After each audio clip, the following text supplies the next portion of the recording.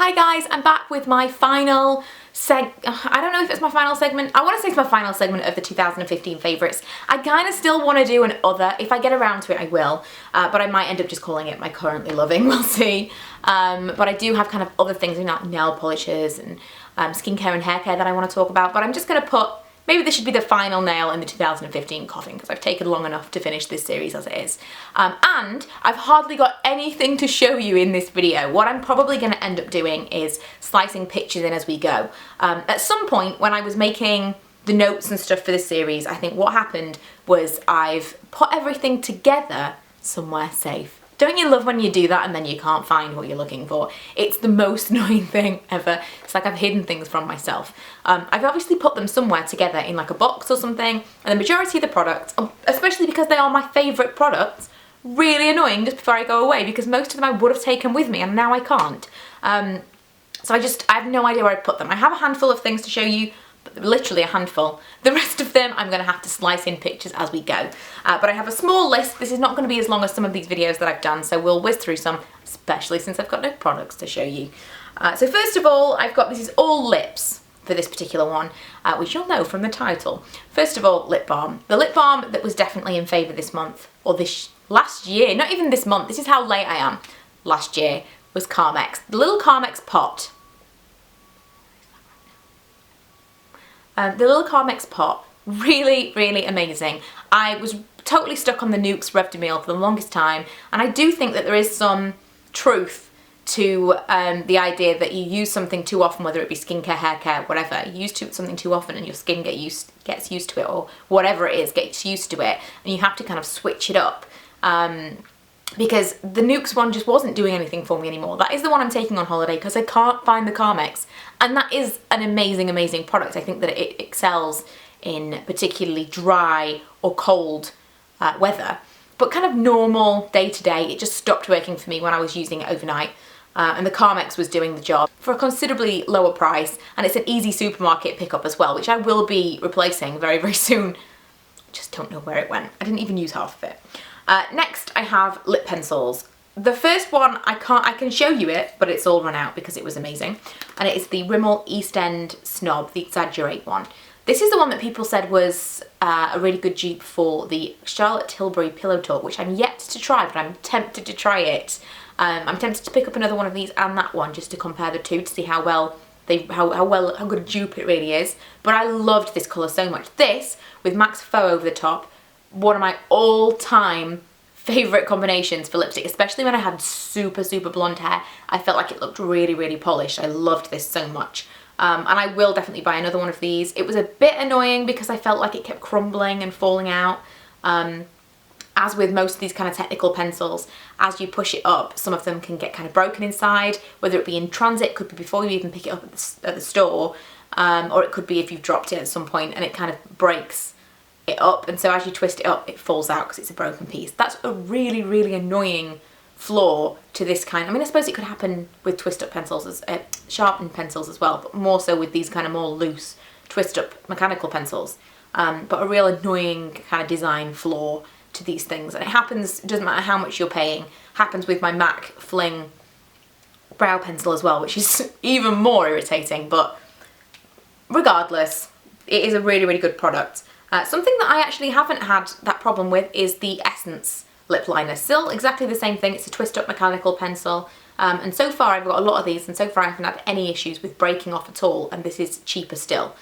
This is just kind of it's a placeholder for all twist up Essence lip liners really. This one I've got is A Girl's Dream, which is this kind of like, I'll swatch it for you. Ignore the swatch from another video, it's these two here. Actually very, very similar to the lipstick I swatched in another video, weirdly enough. But very, very soft, almost creamy enough to be a lipstick all by itself. So if you don't like dry lip liners that feel like they're kind of sapping all the moisture, then you'll probably love these. And they are really, really long lasting. Wouldn't recommend the ones that are regular pencils that you have to sharpen, but the twist up ones are fantastic, the ones that say that they're long lasting. Next we're into lipsticks, and I have a few to talk about, but I only have one to show you. So I'll talk about that one first of all. And again, this is partially a placeholder as well. Smashbox lipsticks were kind of a big thing for me last year. I think I still only have 3, but I would definitely purchase more. They were around the same price point, if not marginally cheaper than MAC. And I really, really love the formulas that I've tried. I've got 2 matte ones and 1 regular one. This is Paris Pink. Very, very difficult colour to wear, but oh my god, how many compliments did I get from you guys when I wore this colour? It is so pale, really, really difficult. Pale pink. It was definitely a colour that I thought, it's almost like a peachy neon colour. Definitely a colour that I thought that I would get negative comments about when I wore. I just thought, you know when you wear a nude that's too pale for you, I thought that's what it looked like. So many people had so many nice things to say about it. I've worn it a lot since, and I really, really like this shade. You do need a little bit of confidence to pull it off, and I definitely didn't have it initially, but you guys gave me that confidence, and I love this shade now. The other one that I got last year, was Fireball Matte. I don't know if it's called, what is this one called? Pink Matte, Paris Pink Matte. And the other one is called Fireball Matte. So I don't know if this is just called Paris Pink and that one's just called Fireball, maybe. But it's a beautiful, vibrant, orangey red. The pictures that I'll be putting up for these things as we go along, I can only imagine my hair is going to look completely different in each of them. I was quite the hair chameleon in 2015. And depending on what my hair is going to look like will depend on what these look like. So don't judge them by how crazy my hair looked at the time that I was swatching them. But I thought that these were brilliant, really, really nice wearing. Opaque, creamy, not too dry, just amazing lipsticks. I love Smashbox.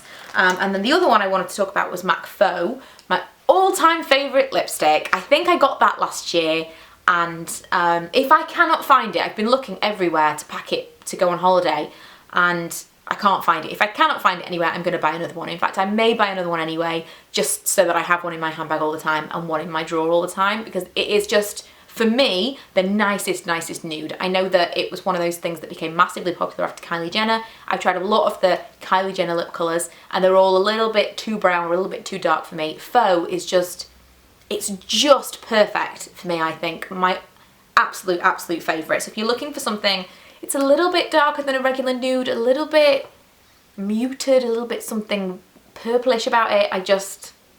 Amazing. So that's with the lipsticks. I also have one kind of gloss, like hybrid lipstick, and it's the Freedom Pro Melt in Up. Again, something I wore a lot last year. Freedom, I think, launched around March, April time, and in case you didn't know, I make their YouTube videos. So I was sent all of the products and I'm sent them as we go along. So I'm testing them out all the time. And that was something that as soon as I opened it up and tried it out, I was like, yes. I tried to keep all the Freedom stuff together in case I need to make kind of a video about every single colour of something, in case I want to draw on those things. But that was something that came out straight away. That was like in my handbag all the time. I love it. A very, very thin layer means that you can get quite a really opaque, quite an opaque finished lip, but it dries down to kind of a satin. But you can also wear it very, very high gloss as well. I love those Pro Melts, and that particular colour is my favourite. And then I've got 2 lip glosses to talk about. The Revlon Supernatural, which is this one, which is kind of funny because when I first got it, I thought it was like supernatural, like, you know, like aliens, like X-Files, supernatural. Which is obviously a pun, but it is supernatural because it is just a really, really neutral gloss. Swatch it next to it's that one there, next to the Paris Pink, which looks crazier and crazier all the time, doesn't it? I've worn this so much, and I'm really not a gloss person, but I've worn it so much just when I want to, if I've got something like the Paris Pink, for example, I'll put it over the top of it and just show you. If I've got something like the Paris Pink and I feel like it's a bit much and I want to neutralise it a little bit, you see how it kind of, it just helps to mute it and make it not quite as pow in your face neonish. A little bit easier to wear. I wear this over a lot of lipsticks that I'm a bit not sure about, and I also wear it alone a lot when I've just not decided what lipstick I want to wear, or if I'm kind of coming in from work and I've already got my makeup on, just want to repowder, put a little bit of something on my lips before I film a video. This has been my go-to. Another one very, very similar, Wow Gloss in, I'm not going to remember, but I'll list it below. The Wow Gloss from Makeup Revolution. I think it's the I Heart Makeup section of Makeup Revolution. That's again something that I've just tended to gravitate towards. It's not even a conscious decision, and much like this one, One that I know that I like the texture, they're really, really similar, just very, very easy to wear and comfortable on the lips, and one that I've just pulled out so many times. That's a little bit more pink and a little bit more colour to it. But one I've pulled out so many times when I just want a little bit of something to make another colour a little bit easier to wear, or just a little bit of something by itself. I'm not a gloss person, and I don't love high pigmented glosses because they're so messy for me, and I like things that are a little bit less high maintenance than that, or lower maintenance would be a better way of putting that. But these nude glosses have been my favourite this year. And that is it. We've finally ticked off everything on the best of 2015 list that I made at the beginning of the year, end of last year. I know I've been really, really slacking coming to an end with that, but I finally filmed it, yay! And hopefully I'll manage to edit it and upload it, and it won't just miraculously go missing, because it's kind of the way of this thing. It's been really difficult to finally get it all together and out for you.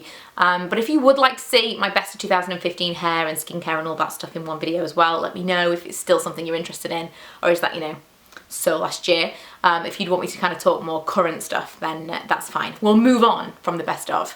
It's probably for the best. Plus, by the time I get back from holiday, I'll probably have a whole host of new favourite things to talk about. But thank you for sticking with me. Thank you for watching this year. Thank you for watching last year. Hopefully you will watch next year, and I will see you guys in my next video. Bye!